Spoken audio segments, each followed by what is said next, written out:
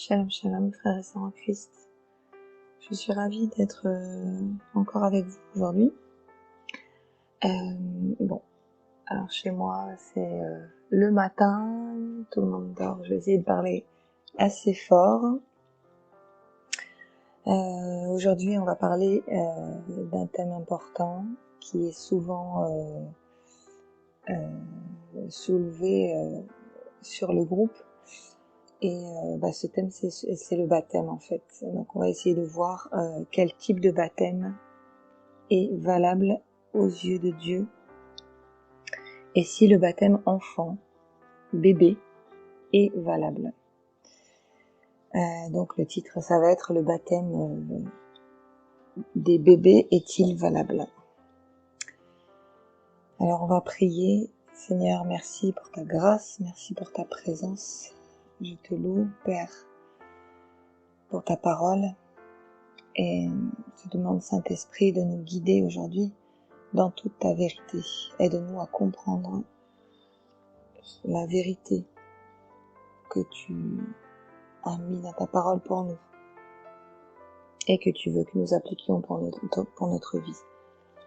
Merci Seigneur pour ta présence qui nous bénit. Sois glorifié, Père. Dans le nom de Jésus, j'ai prié. Amen. Alors, nous allons essayer de comprendre ce que nous dit la parole au sujet du baptême. Et puis voilà, on essaiera de déterminer par là si le baptême enfant, bébé surtout, est valable aux yeux de Dieu. Alors, ce qu'il faut savoir, c'est que le baptême est avant tout une décision personnelle qui va sceller une alliance éternelle entre le Seigneur et la personne qui demande le pardon pour ses péchés. Donc le désir de se faire baptiser intervient en général après avoir reçu le Seigneur Jésus-Christ, après une révélation justement du besoin pour notre vie. C'est souvent la marque de justice que Jésus nous donne en fait. Alors ça se passe dans notre cœur, et puis lorsque il nous révèle personnellement en fait toute l'immensité de son œuvre à la croix pour chacun de ceux qui l'acceptent, à ce moment-là, le Saint-Esprit nous aide et nous conduit dans certaines convictions et certaines choses qui doivent conduire notre vie. Il faut en fait que chacun décide avec amour, avec détermination de suivre le Seigneur Jésus-Christ, parce que c'est une condition en fait non négociable. En fait, c'est un peu comme un contrat qu'on passe avec lui, et le fait de changer de condition justement, c'est important parce que c'est ce qui montre que il y avait un avant Jésus et un après Jésus, une fois avant qu'on le reçoive et puis après une fois qu'on l'a reçu. Parce que sans quoi en fait toutes les prières et les rituels religieux que les autres vont faire pour nous serviront à rien en fait, n'auront pas de pouvoir en fait. Alors quand quelqu'un devient enfant de Dieu, l'état de son cœur change. Il se passe quelque chose en lui qui fait que le monde autour, en fait, la mort et l'avenir prennent une autre dimension. Il faut accepter ça, et surtout, il faut accepter de continuer de marcher dans ces changements. Notre entourage, en général, n'est pas très satisfait de voir ces changements, et parfois même, il est en colère face à notre prise de position ferme, de ne plus participer aux anciennes œuvres que nous menions avec beaucoup d'empressement et de joie. Alors, il faut savoir que on sera souvent traité de fou, parfois insulté, puis c'est normal, parce que la parole nous dit que de toute façon, tout ce qui ne vient pas du Seigneur est inimitié envers Dieu. Tout ce qui ne va pas dans le bon sens de ce monde perturbe ce monde. Et donc forcément, comme le chef de ce monde, c'est Satan, et ben forcément, on va pas être conduit à suivre le Seigneur en suivant ce monde-là. Donc il faut comprendre que l'important en fait c'est pas de ce que comprennent ou comprennent pas les autres, mais surtout qu'on a une grâce et un privilège d'être racheté par le moyen de notre foi en Jésus-Christ. Une fois qu'on a reçu le Seigneur, il faut chercher la bénédiction justement de notre nouveau Dieu, celui qui est notre nouveau Dieu, parce qu'avant notre Dieu c'était l'argent, c'était les dieux du monde, c'était tout un tas de choses. Parfois nos enfants, parfois notre mari ou notre femme, voilà, qu'on élevait au rang de Dieu. Et maintenant, en fait, notre seul Dieu doit être Jésus. Parce que notre Dieu n'est plus le monde dans lequel on évoluait, en fait.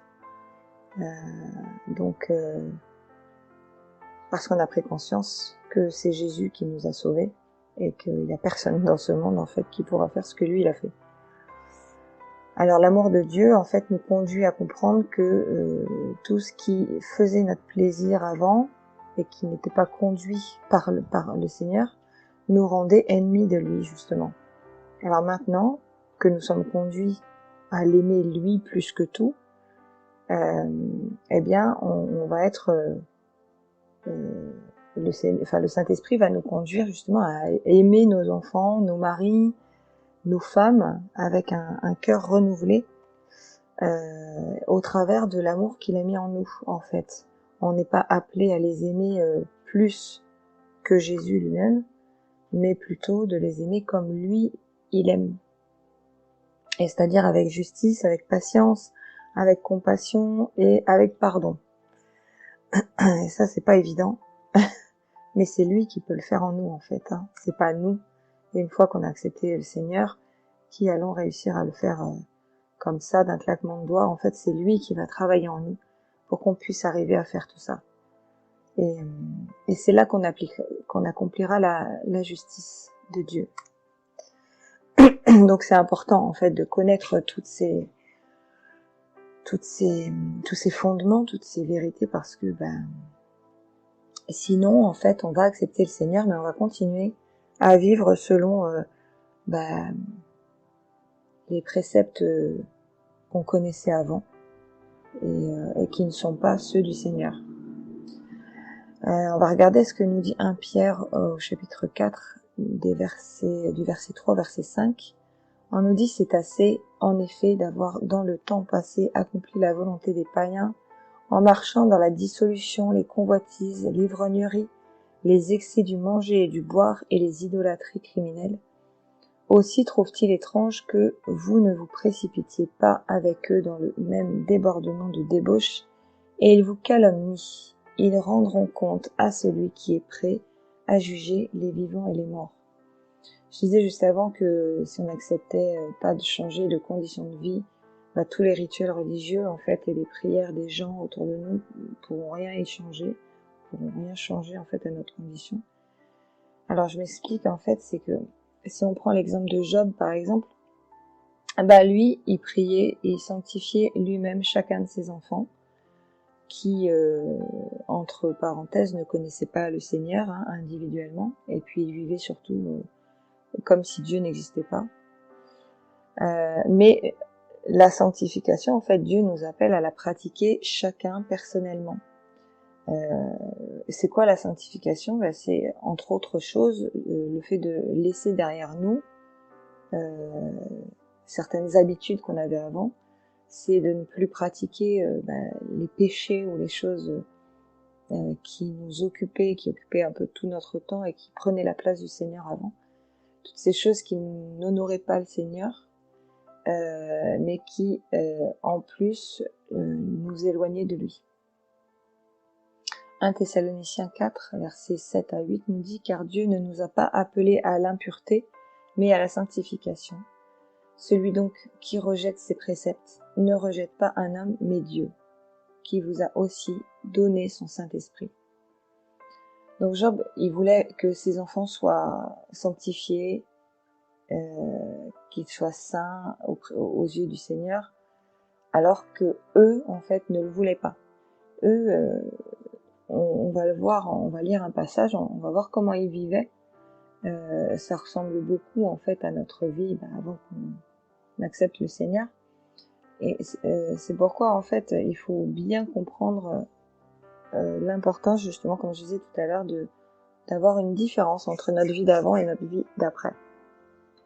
C'est pas interdit, voilà, d'aller un petit peu, de profiter d'un moment en famille au restaurant ou je sais pas, de faire un parc d'attractions dans une journée ou partir en vacances, enfin je sais pas, voilà, de faire des choses pour notre bien-être, c'est pas interdit. La seule chose, c'est qu'il faut pas que ça domine notre quotidien, au même titre que le travail ou n'importe quoi d'autre, hein, la télé ou je sais pas quoi d'autre. Il faut juste qu'en fait ça ne prenne pas la place qui pourrait être accordée au Seigneur dans nos journées et dans nos pensées et dans nos envies. Voilà. Donc dans le livre de Job au chapitre 1er, justement, on nous explique comment était Job. Donc Job chapitre 1er, versets 1 à 5, on nous dit: il y avait dans le pays d'Uth un homme qui s'appelait Job, et cet homme était intègre et droit, il craignait Dieu et se détournait du mal. Il lui naquit 7 fils et 3 filles, il possédait 7000 brebis, 3000 chameaux, 500 paires de bœufs, 500 ânesses et un très grand nombre de serviteurs. Et cet homme était le plus considérable de tous les fils de l'Orient. Donc ça veut dire qu'il était quand même très très considéré dans le pays, parce qu'il était riche, hein, Job. Alors au verset 4, on nous dit: ses fils allaient les uns chez les autres et donnaient tour à tour un festin, et ils invitaient leurs 3 sœurs à manger et à boire avec eux. Et quand les jours de festin étaient passés, Job appelait et sanctifiait ses fils. Puis il se levait de bon matin et offrait pour chacun d'eux un holocauste. Car Job disait: peut-être mes fils ont-ils péché et ont-ils offensé Dieu dans leur cœur. C'est ainsi que Job avait coutume d'agir. Voilà, on voit que les enfants de Job vivaient en toute insouciance loin du Seigneur. Et lui, en fait, il avait conscience de ça, mais il voulait faire quelque chose pour eux. Mais simplement, peut-être il leur a manqué l'enseignement. Parce que la parole de Dieu dit que si on enseigne nos enfants dès leur plus jeune âge, leur chemin ne se détournera pas de Dieu quand ils seront adultes. Alors peut-être ils n'ont pas eu justement l'enseignement que Job aurait pu leur inculquer, mais bon, il n'y a rien qui est spécifié sur l'âge auquel Job a connu aussi le Seigneur. Donc voilà. Mais toujours est-il que lui, il essayait de faire pour ses enfants ce qu'il faisait pour lui-même, mais on voit bien que, on va voir un peu plus tard que c'est pas forcément, en fait ça sert à rien quoi. Donc Satan, lui, quand il est venu réclamer Job auprès de Dieu, le Seigneur connaissait Job, il connaissait son serviteur, puisqu'on nous a dit au premier verset que Dieu disait de lui qu'il était intègre face à lui. Donc il connaissait l'état du cœur de Job, et Satan a voulu l'accuser devant Dieu en disant que il ne resterait pas fidèle si on lui enlevait tous ses biens et si on le dépouillait de tout ce que Dieu lui avait donné. Alors, on va lire la réponse que le Seigneur a donnée à Satan. Au verset 11, toujours au chapitre 1er du livre de Job, au verset 11, Alors, attendez, pardon. Alors, Satan lui dit, ne l'as-tu pas protégé, lui, sa maison et tout ce qui est à lui? Tu as béni l'œuvre de ses mains et ses troupeaux couvrent le pays, mais étends ta main, touche à tout ce qui lui appartient et je suis sûr qu'il te maudit en face. Donc, la réponse du Seigneur, verset 12, l'Éternel dit à Satan, voici, tout ce qui lui appartient, je te le livre. Seulement, ne porte pas la main sur lui. Et Satan se retira de devant la face de l'Éternel. Donc, Satan n'a pas pu toucher à la vie de Job parce qu'il avait la protection, j'aime bien dire l'immunité du Seigneur. En fait, là on voit que pour toucher un enfant de Dieu, quelqu'un qui est proche du Seigneur et qui est intègre,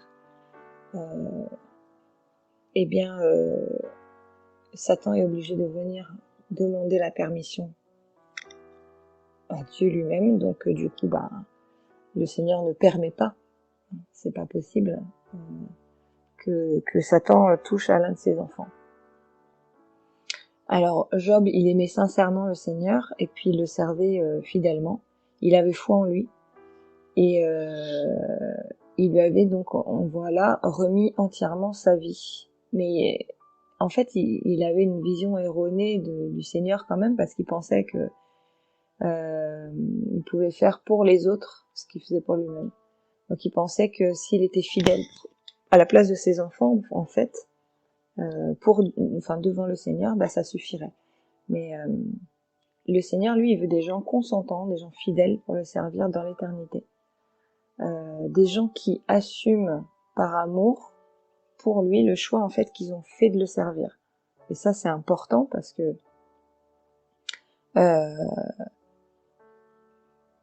c'est aussi pour qu'on puisse pas reprocher au Seigneur qu'il nous a enrôlés en fait sans notre consentement. Et d'ailleurs, quand on y réfléchit bien, vu qu'on est destiné à rester dans sa présence éternellement, comment le Seigneur aurait-il envie de choisir des gens qui le renient une fois sur deux, ou qui ont honte de lui, ou qui sont hypocrites avec lui? C'est pas possible en fait. Voilà. Donc on a besoin justement de montrer cette intégrité, cette fidélité envers le Seigneur, et cette détermination de l'aimer sincèrement en fait, pour accéder au salut plus tard, pour garder notre salut. La Bible nous dit que Job justement était intègre et droit devant le Seigneur, et ce qui a permis justement de désarmer le diable, parce qu'il est arrivé avec un mensonge en disant que Job il était intéressé que parce que Dieu lui donnait. En fait le Seigneur savait, le Seigneur connaissait bien le cœur de Job. Donc le Seigneur ne permet pas que l'ennemi touche à la vie de ses enfants. Voilà. C'est pourquoi on nous demande, en fait, le Seigneur nous demande de ne pas nous attacher à nos biens ou à tout ce qu'on a ici, parce que Satan, il a accès à tout ça. C'est pas ça qu'on amènera avec nous, en fait. Mais Satan ne peut pas toucher, si on ne lui laisse pas accès, il peut pas toucher, en fait, à notre esprit, à la pureté et la justice que le Seigneur nous a accordée. Alors, au-delà des épreuves que Job a traversées, Dieu l'a béni, justement, 2 fois plus après, parce que Job, il a tout perdu, il était malade pendant des mois, mais il est resté fidèle, même quand sa femme lui a dit « renie le Seigneur et meurs », il a dit « non, si Dieu donne, pourquoi il ne pourrait pas reprendre ?» Alors en réalité, c'est pas le Seigneur qui reprend, mais là encore, c'est quelque chose qu'il n'avait pas compris. Mais voilà, le Seigneur, il est resté au pied du Seigneur tout le temps. Sa foi n'a pas été ébranlée, même si parfois, voilà, il posait des questions, il demandait beaucoup pourquoi, etc. Mais il a toujours gardé la foi, et il n'a jamais douté que Dieu le délivrerait. Donc, pour en revenir au baptême, en fait, si le baptême n'est pas accompagné d'une révélation, en fait, de notre condition de pécheur, de nos besoins de Dieu à tous les niveaux de notre vie, et donc d'une repentance sincère, en fait, vis-à-vis de cette condition,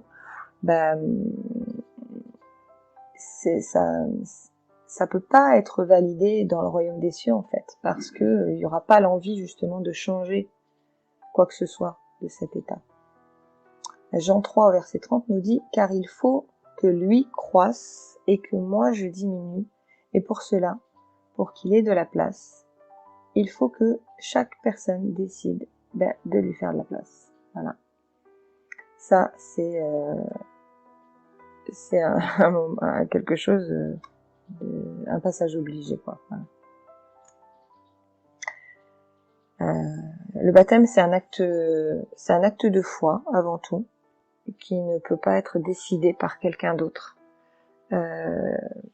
Si quelqu'un décide que vous êtes prêt pour vous faire baptiser, en fait, ça n'a aucune valeur aux yeux du Seigneur, parce que le Seigneur attend, comme on disait tout à l'heure, des gens volontaires. C'est le Saint-Esprit, en fait, qui nous convainc de nous faire baptiser en Christ. La Bible, elle ne nous parle pas de baptême religieux avec tout un tas de cérémonies, de rituels, mais le baptême se fait d'abord au niveau du cœur, en fait. C'est ce que la Bible appelle un peu la circoncision du cœur. Voilà. Et ensuite, on a envie de se faire baptiser dans le nom de Jésus, parce que symboliquement, ce moment va marquer une renaissance par le biais du Seigneur Jésus, qui nous donne au travers justement de l'immersion. Alors, à ce moment-là, en fait, au moment du baptême, on accepte le pardon pour nos péchés précédents, et puis on est convaincu que Jésus nous lave et nous purifie par le fait de passer par les eaux du baptême, justement.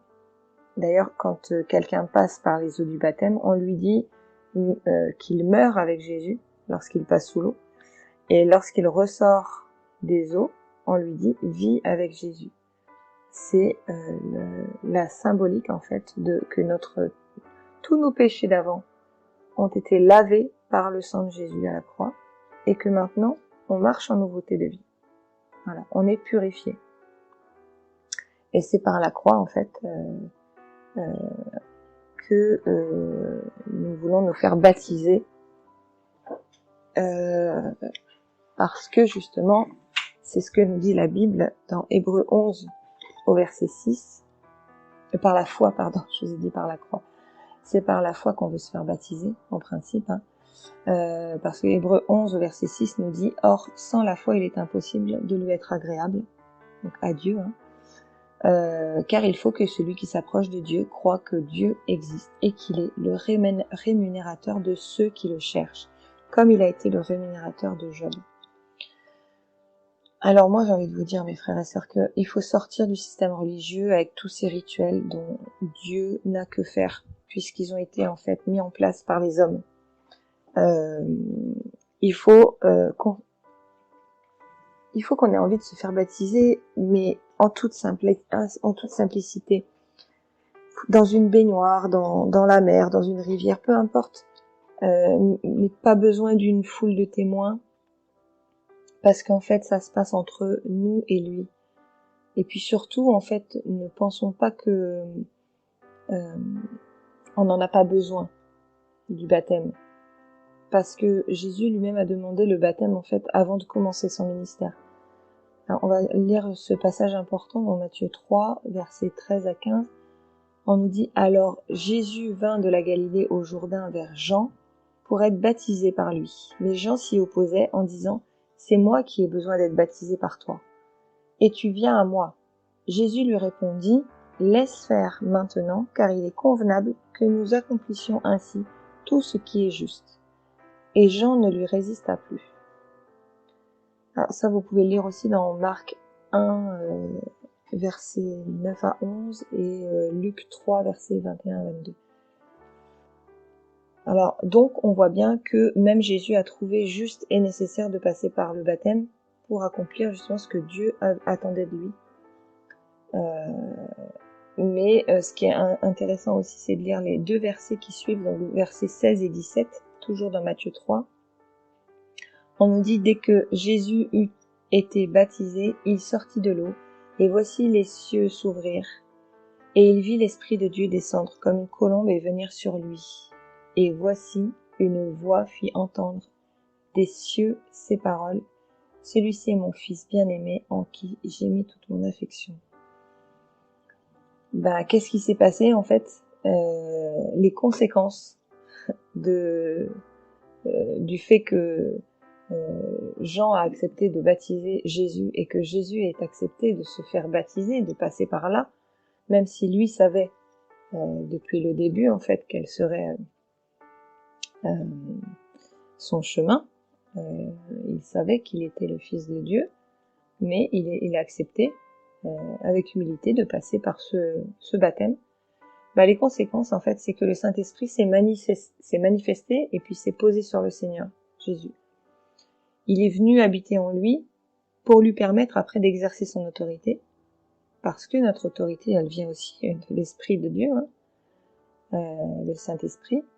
Et Dieu, en fait, le Père a reconnu devant tout le monde spirituel que Jésus était son Fils, pour que justement tous les démons sachent bien que Dieu l'avait envoyé lui et qu'il avait autant d'autorité que lui-même. Donc c'est fort parce que en fait c'est ce qui se passe aussi avec nous quand on accepte le baptême. Dieu reconnaît devant tout le monde spirituel que on fait partie de sa famille et qu'on est justement maintenant enfant légitime et puis que voilà, on a cette autorité et puis cette immunité. Alors 1 Pierre 3 versets 18 à 22 nous dit Christ aussi a souffert une fois pour les péchés, lui juste pour des injustes, afin de nous amener à Dieu, ayant été mis à mort quant à la chair, mais ayant été rendu vivant quant à l'esprit. Dans lequel aussi il est allé prêcher aux esprits en prison, qui autrefois avaient été incrédules lorsque la patience de Dieu se prolongeait. Au jour de Noé, pendant la construction de l'arche, dans laquelle un petit nombre de personnes, c'est-à-dire 8, furent sauvées à travers l'eau. Cette eau était une figure du baptême qui n'est pas la purification des souillures du corps, mais l'engagement d'une bonne conscience envers Dieu, et qui maintenant vous sauve vous aussi par la résurrection de Jésus-Christ, qui est à la droite de Dieu, depuis qu'il est allé au ciel, et que les anges, les autorités et les puissances lui ont été soumis. Donc c'est glorieux parce que on se rend compte là que on devient héritier de tout ce dont Jésus lui-même a hérité, et que en fait tout ce que le Seigneur notre Père a fait pour lui, en fait il le fait pour nous si on accepte justement de passer par tout ça. Et c'est ça qui se passe en fait quand on accomplit justement les choses dans toute la volonté du Seigneur. Donc il nous faut accepter de changer de direction, puis d'être élevé au rang de fils et filles de Dieu, le Dieu tout-puissant justement, pour être après assis en esprit à ses côtés, comme nous dit Éphésiens 2, versets 5 à 7, où on peut lire « Nous qui étions morts par nos offenses, nous a rendu la vie avec Christ, c'est par grâce que vous êtes sauvés. Il nous a ressuscités ensemble et nous a fait asseoir ensemble dans les lieux célestes en Jésus-Christ, afin de montrer dans les siècles à venir l'infinie richesse de sa grâce par sa bonté envers nous en Jésus-Christ. » Donc on nous dit bien là que on est il nous a fait asseoir dans les lieux célestes en Jésus-Christ. Voilà. Et donc on obtient en fait un esprit pur et justifié par le moyen de la grâce de Christ, qui a pris sur lui justement le poids de nos péchés à notre place. Notre corps, lui, il est toujours soumis à ce monde de péché, mais notre esprit est renouvelé, il est lavé de toutes les souillures d'avant, pour que nous puissions justement être dignes de nous asseoir dans les lieux célestes. Donc, quand vous priez, mes frères et sœurs, ne pensez pas en fait à votre corps, mettez-vous évidemment dans un endroit où vous serez à l'aise et tranquille, Mais pensez surtout que votre esprit doit rejoindre sa place prévue dans les lieux célestes, à côté du Seigneur Jésus. Voilà. Et puis cela, ça va vous aider sûrement à faire abstraction de votre environnement et de vous concentrer sur votre destination. Donc, pour conclure, en fait, nos parents, ni notre mari, ni notre femme, ni nos enfants ou notre meilleur ami, personne de notre entourage, en fait, on l'a vu avec Job, n'est en mesure de nous accorder ce privilège et cette autorité. Seul, en fait, le choix qui va émaner de notre libre arbitre, un choix sincère, duquel va découler une repentance sincère aussi, et puis une attitude humble, aura une véritable valeur. Donc il faut que le Seigneur se soit révélé à nous auparavant, personnellement, parce que c'est comme au moment où le Seigneur s'est révélé à Paul, la Bible nous dit qu'il avait des écailles sur les yeux. Nous, en fait, on était un peu à cette image.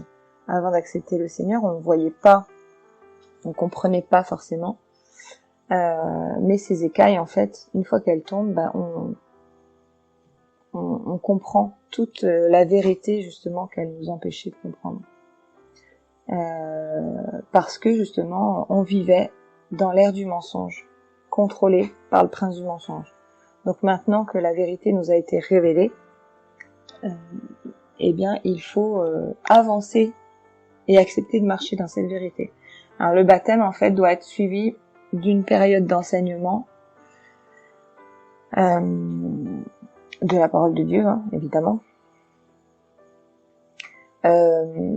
avec des gens, en fait, qui maîtrisent les Écritures, sans les détourner, pour qu'ils puissent transmettre les bonnes doctrines, et puis surtout, le baptême, il doit être précédé d'une, comme on l'a dit, d'une repentance véritable, parce que c'est ça qui fait que on s'humilie, en fait, on montre l'humilité de notre cœur devant le Seigneur. Donc si le baptême a été fait sur nous, en fait, par le choix de quelqu'un d'autre, qui était, même si cette personne était elle-même en Christ, il n'est pas effectif. Surtout si on était bébé, parce que personne ne peut décider, en fait, par lui-même d'accepter le pardon si il n'est pas en mesure de parler, en fait. Voilà. Donc il faut pouvoir le dire. D'autant plus qu'un bébé, en fait, n'a pas besoin de pardon pour ses péchés parce qu'il n'en a pas commis. Il est considéré pur aux yeux du Seigneur.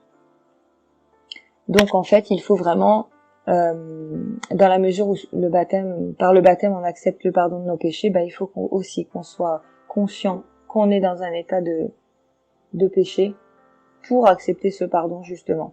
Voilà, ça paraît logique. Donc par tout ce processus et le baptême, justement, donc tout ce processus de repentance, etc., de révélation, acceptation de la vérité, repentance, baptême, il n'y a pas besoin, en fait, que ça soit un rituel religieux. Il y a beaucoup d'églises, en fait, qui nous font attendre des fois 1 an, en nous faisant passer par tout un tas de cheminements, d'étapes, de trucs, et en fait, il n'y a pas besoin, parce que dès l'instant que dans votre cœur vous sentez que le Seigneur vous presse et vous donne l'envie de vous faire baptiser, vous êtes prêts. Parce que c'est le Seigneur et c'est pas les hommes dans leurs églises qui vont pouvoir vous dire que vous êtes prêts. Voilà. Donc si c'est le Seigneur qui vous presse de vous faire baptiser, c'est que vous êtes prêts. Voilà. Donc on est censé quand même écouter d'abord le Seigneur avant d'écouter les hommes. Et heureusement, il y a des gens qui acceptent de nous baptiser et on n'est pas forcément obligé de passer par tout un tas de rituels dans une église lorsqu'on est prêt, on se sent prêt pour le baptême. Voilà, donc quand on passe par tout ça, on devient justement de nouvelles créatures en esprit et on peut désormais nous approcher de Dieu sans crainte parce que Jésus est notre seul médiateur devant le Père, hein, c'est ce que nous dit la Bible. Et la Bible ne cite d'ailleurs personne d'autre qui s'est assis à la droite du Père pour intercéder pour nous. Ça, c'est important aussi. Tout doit passer par le Seigneur Jésus. Voilà. Sinon, effectivement, ça ne sera pas valable. Et parfois même, si on prie d'un autre médiateur ou une autre médiatrice, eh bien, ce qui peut se passer, c'est que le diable s'empare justement de ces prières et en fait nous fait croire que la réponse qu'on obtient à ces prières vient du Seigneur Dieu, alors qu'en fait, elles ne viennent pas de lui.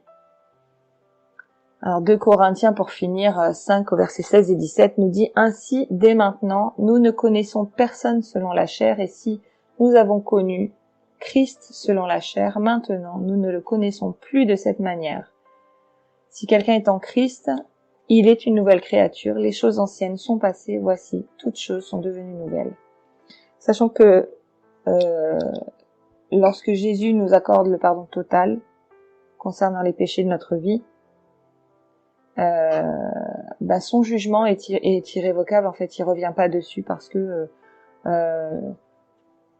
nous ne pourrons plus être accusés de ces péchés-là pour lesquels on a été pardonné. En fait, voilà, notre ardoise, elle est effacée. En revanche, ça peut pas se faire. Ça peut se faire en fait que si on lui donne l'autorité de le faire. Voilà. C'est pourquoi, comme on disait tout à l'heure, c'est important de décider de nous-mêmes, en fait, de prendre cette décision par nous-mêmes. Et c'est aussi important de comprendre ça pour pas justement que le diable nous égare et qu'il nous fasse pas croire justement que on est dans la vérité alors qu'on ne l'est pas. Voilà mes frères et sœurs, ce que peut dire la parole de Dieu concernant le baptême. Il y a beaucoup à dire. Là j'ai essayé de condenser un petit peu. Pardon, j'étais un peu longue. J'espère que ça vous a éclairé.